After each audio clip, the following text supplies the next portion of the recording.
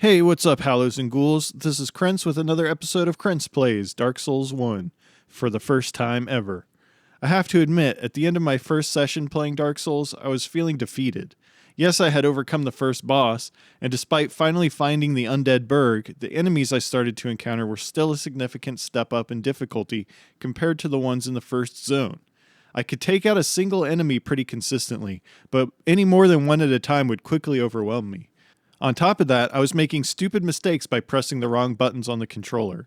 I still didn't quite have the muscle memory I needed to be successful. And as a final kick in the pants, this jerk was taunting me the whole time, having killed me with a cheap shot, stealing all my souls, and leaving me with no hope to retaliate. Worst of all, I just plain stopped having fun. I took a break and turned off the game. Maybe for good. But then, something happened. Even though I had turned the game off, my mind kept working.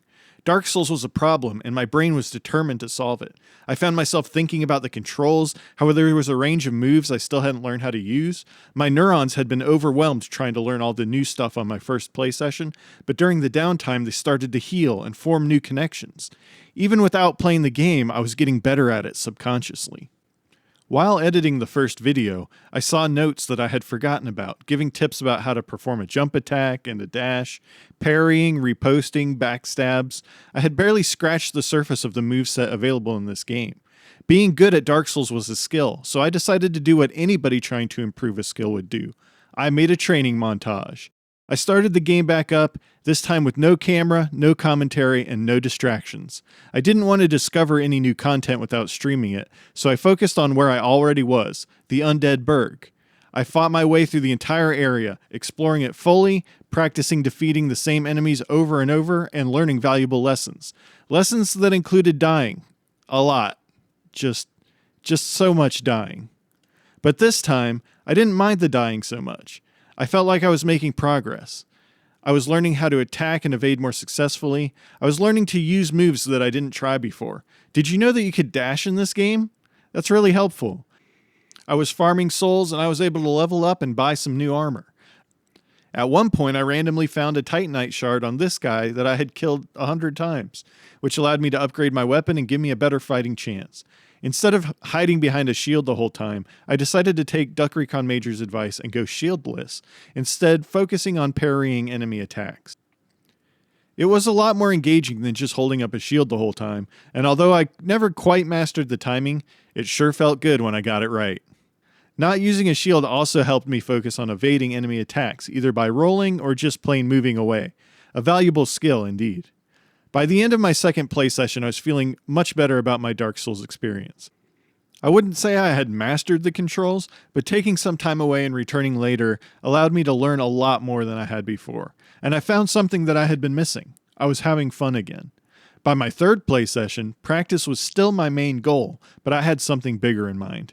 Revenge. If I could learn how to successfully parry the attacks of regular enemies, then I should be able to learn and parry the attacks of the Black Knight too, right?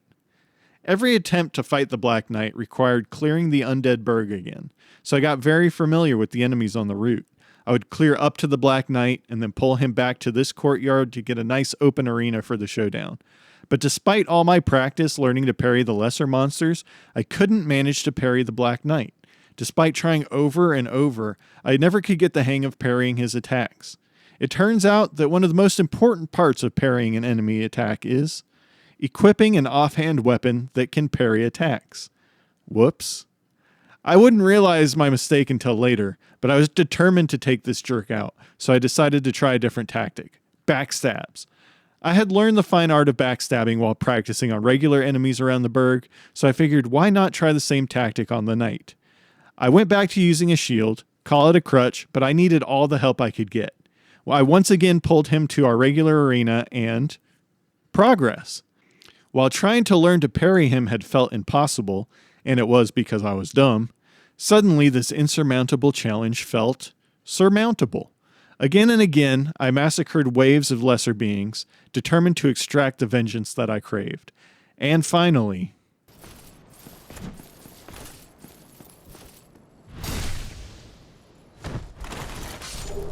I had done it. The Black Knight had fallen before me, and I felt a true sense of accomplishment. I was hoping for a sweet weapon or piece of armor, but all that he left me was a titanite chunk that I didn't really know what to do with, and an empty hallway for me to remember the times we had together. With the Black Knight defeated, I had pretty much mastered everything the Undead Burg had to offer. Wait, who is that?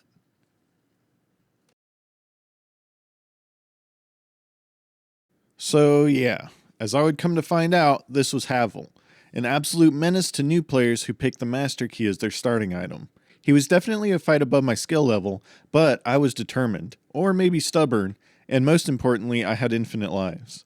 I spent another few hours practicing my dodging and backstabbing skills on him, over and over and over.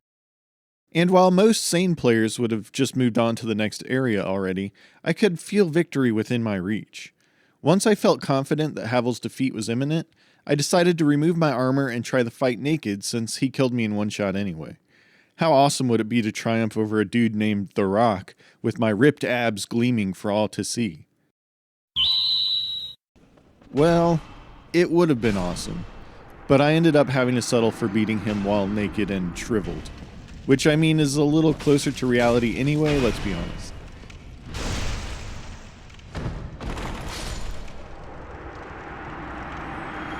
He dropped a sweet ring that cuts the weight of equipped items in half, which will end up being very important for a certain rare item that drops for me soon. With Havel defeated, I was actually done with the Undead Burg for real and ready to move on, feeling a lot better about my chances of actually making it through this game. But will I make it to the end? Will I make it through all the Dark Souls games and finally get to play Elden Ring? Subscribe to find out, and why not throw me a like if you have a spare click. Thanks for watching.